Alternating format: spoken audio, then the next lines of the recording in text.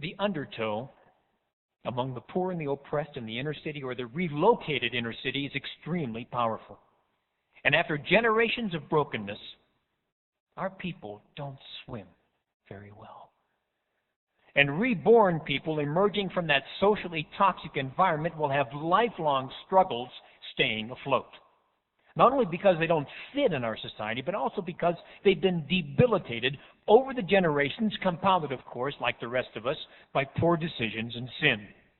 Therefore, the Lord has given us this mission: to preach the gospel to the poor and to liberate the oppressed. And these are our values. We believe that the plight of the poor and oppressed weigh heavily on the heart of God. You hear, O Lord, the desire of the afflicted. You encourage them, and you listen to their cry, defending the oppressed. We believe that the inner city men are the most broken element in society, and at the same time are the key to the growth of any church that ministers there.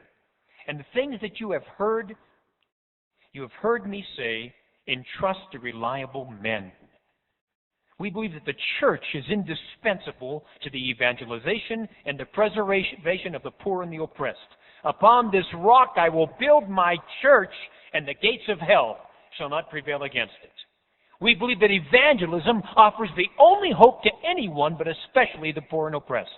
I'm not ashamed of the gospel, because it is the power of God for the salvation of everyone who believes. We believe that the youth and children are critical areas of focus and are God's means of avoiding a short-lived ministry. Let the children come unto me, Jesus said. And we believe that the Lord has called us into service, you and us, to relieve suffering. Let us do good to all people, especially to those who belong to the family of believers. I'm going to close by repeating our church's vision statement. I have a dream. With those words, Martin Luther King Jr., 46 years ago, launched into one of the most stirring addresses in the history of American rhetoric. And God has given us a new life in Christ, a dream no less lofty. We have a dream that every person walking into our church or our orbit will feel accepted, affirmed, admired, applauded, and acclaimed by Jesus Christ and His people. Feel it down to the soles of their feet, even if they feel it at no other place during their week. We have a dream that our baptistry would never lay empty, that every Sunday people would be baptized, and not by the pastors or elders, but by the very individuals who led them to Christ. In fact, we have a dream that every person in church would know how to evangelize and would do it over and over.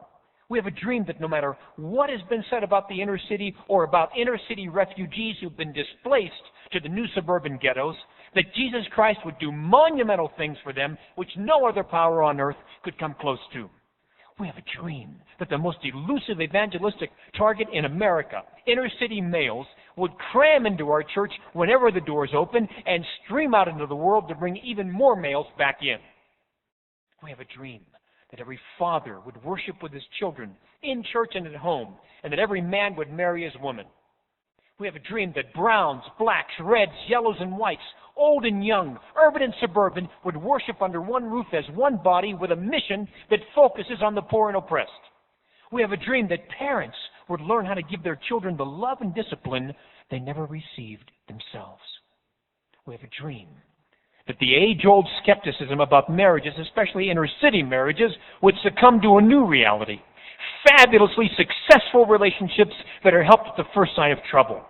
We have a dream that every believer in our church would know his or her gifts, value them, and use them. We have a dream that graduation rates would spiral off the charts and that every child would be tutored daily, either at home or at church.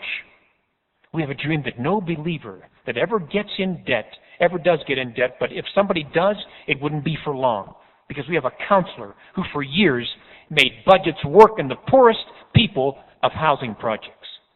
We have a dream that every new life believer would be comfortable with the Bible and bring it to church for every service.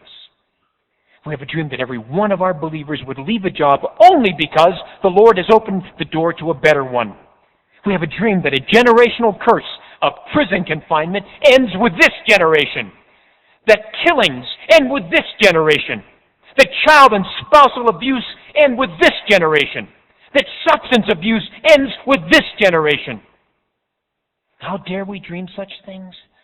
Because we've been watching the Lord do amazing work for 36 years. Now we have a dream that'll do even more. The people living in darkness have seen a great light.